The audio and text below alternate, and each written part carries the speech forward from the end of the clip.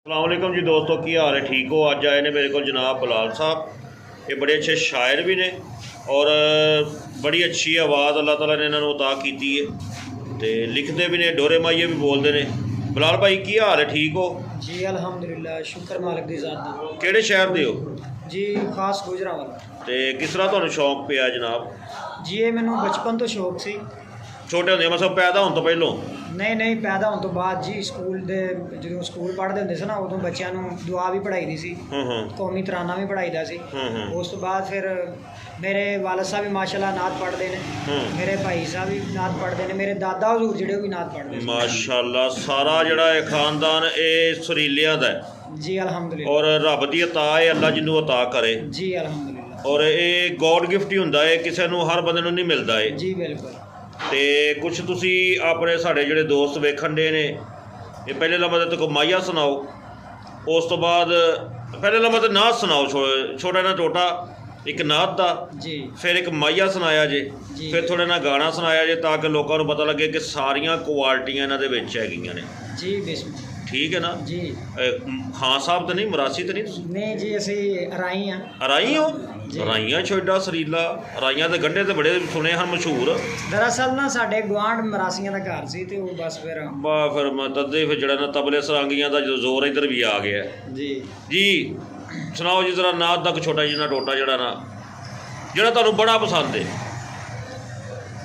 इजाजत है जी। इजाजत तो चलना है तू? जी इजाजत है मुर्शद मैं तेरा। चल सुना। पहुंचा मेरा दुरूद सल्लल्लाहु अलैहि वसल्लम जब उनकी जनाब में। क्या बात है, सुभान अल्लाह। पहुंचा मेरा दुरूद जब उनकी जनाब में। वाह वाह।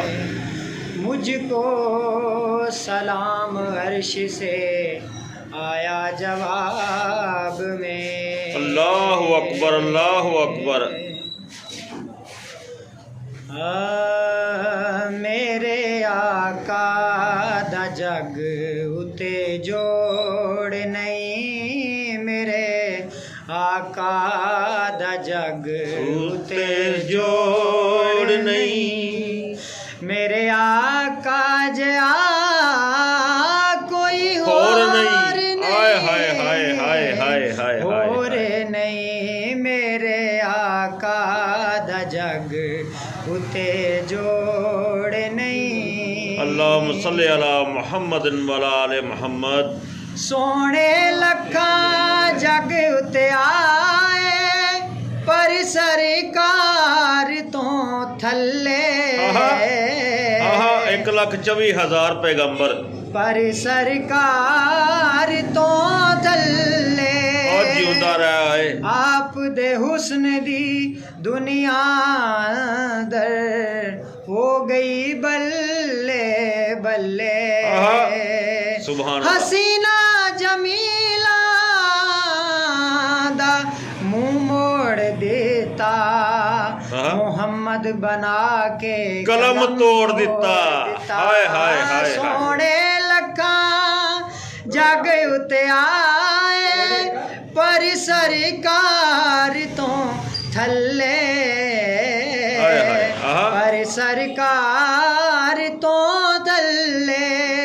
आप दे हुस्न दी दुनिया दर हो गई बल्ले बल्ले। हुसन दे विच हज़रत यूसुफ अलैहिस्सलाम सब तो आला सन, पर आप दे सामने ते वो भी कुछ भी नहीं, वो भी आप सरकार दे हुसन दी मान तो थल्ले थल्ले ही ने।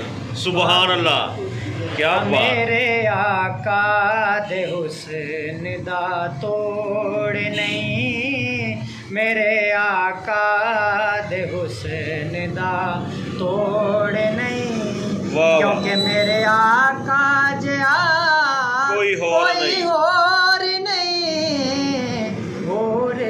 शुक्रिया जी बिलाल साहब। अगली वीडियो दे विच मैं जनाब बिलाल साहब को दोहरे तो कोई सॉन्ग सुनांगा, क्योंकि इस वीडियो दे विच ना शरीफ है।